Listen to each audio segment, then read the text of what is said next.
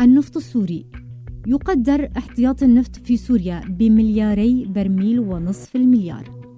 بلغ إنتاج سوريا من النفط عام 2010 386 ألف برميل يومياً، نسبة أكثر من 75% من إنتاج النفط في دير الزور والحسكة. عائدات النفط في سوريا تكفي ل80 مليون شخص. تبلغ عائدات الثروات النفطية في سوريا 3 بلايين دولار ونصف البليون سنوياً. إنتاج الغاز الطبيعي في سوريا قبل الثورة 3 ملايين متر مكعب يومياً. إنتاج الفوسفات 3 ملايين طن ونصف المليون سنوياً.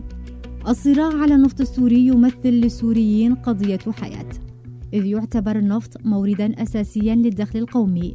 وتظهر بيانات موقع بريتش بتروليوم للنفط أن إنتاج النفط في سوريا بلغ 406 آلاف برميل يومياً في عام 2008، وبدأ بالانخفاض ليصبح 1400 ألف برميل يومياً عام 2009، 385 ألف برميل في 2010، 353 ألف برميل في 2011،